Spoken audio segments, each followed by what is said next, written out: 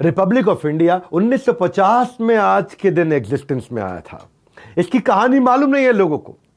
ये Republic of India जो हमारा कॉन्स्टिट्यूशन ऑफ इंडिया, ये हीरो प्रोडक्ट है। और जब हीरो प्रोडक्ट बनाना होता है ना, जिसकी कहानी सुन लो फटाफट से 2 मिनट में मुझसे। मार्केट से इनपुट और इंस्पिरेशन लेना पड़ता है एक अच्छा हीरो प्रोडक्ट बनाने के लिए। और हमारा hero product constitution of India बना कैसे है? ये एक इंस्पायर्ड थिंकिंग दिखाई इंडियन कॉन्स्टिट्यूशन की ड्राफ्टिंग कमेटी ने। इंस्पिरेशन ली उन्होंने पूरी दुनिया से और सक्सेसफुल कंट्री से। हर कंट्री अलग प्रकार की थी जिससे लिया। फंडामेंटल ड्यूटी सोवियत यूनियन से लेके आए थे। जो डायरेक्टोरियल एलिमेंट है, ये आयरिश कॉन्स्टिट्यूशन से आया था।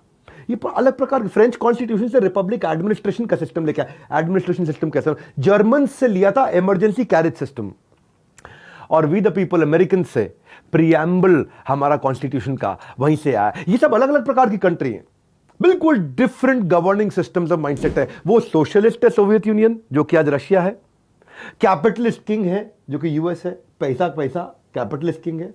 यूनिटरी सिस्टम पावर आयरलैंड से आता है और federal distribution of power Germany से आता है। ड्राफ्टिंग कमिटी एक आइडियल इनोवेटर की तरह काम किया था इन्होंने, एक स्पेशलिस्ट की तरह काम किया था इन्होंने स्ट्रैटेजी और मेरिट को इंटीग्रेट किया और बाकी शॉर्टकमिंग डिमेरिट को बाहर किया। 2 साल की मेहनत के बाद 1950 में आज के दिन हमारा कॉन्स्टिट्यूशन बना, जिसमें लिखा लोगों के हितों का एक ऐसा विधान जिससे जुड़कर बन गया है हमारा भारत महान। ये लॉन्गेस्ट कॉन्स्टिट्यूशन है पूरी दुनिया का, और दुनिया की सबसे बड़ी डेमोक्रेसी को चलाने वाला कॉन्स्टिट्यूशन है, जो आज ही के दिन 1950 में बना। पर आपका वर्क यहाँ खत्म नहीं होता, आपका काम यहां से शुरू होता है। क्या कहते हैं कि don't be jealous of others good qualities. किसी में कोई अच्छी चीज है, उसको एडमायर करिए और अडेप्ट कर लीजिए अपने अंदर। ये गौतम बुद्ध कहा करते थे। तो खुद को भी हीरो प्रोडक्ट बनाइए, जैसे हमारा हीरो कॉन्स्टिट्यूशन है।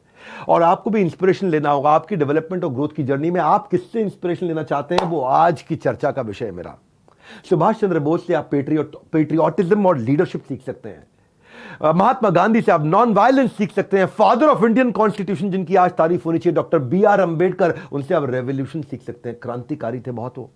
स्वामी विवेकानंद से आप मेंटल कंसंट्रेशन सीख सकते हैं, भयंकर कंसंट्रेशन। शिला प्रभुपाद से आप स्पिरिचुअलिटी और डिवोशन सीख सकते हैं।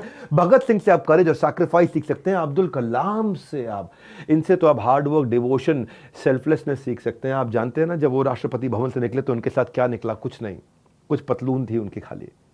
उनके कुछ सर्टिफिकेट्स थे। आज के इंडिया की विजन कॉन्स्टिट्यूशन ड्राफ्टिंग कमेटी ने बनाई थी।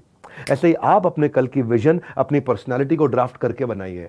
तो आज 26 जनवरी आपकी पर्सनालिटी को ड्राफ्ट करने का वो एक विजन तैयार होना चाहिए। Republic Day, let us raise a toast to all the entrepreneurial spirit, जो आज हमारे नसों में खून के हमारे देश के दौड़ रहा है। हमारे साथ जुड़े रहने के लिए अपनी पर्सनालिटी का ड्राफ्ट, आज अपना कॉन्स्टिट्यूशन, पर्सनल पर्सनालिटी का कॉन्स्टिट्यूशन बनाने के लिए आप सबका हृदय की गहराई से प्रेमपूर्वक बहुत बहुत धन्यवाद।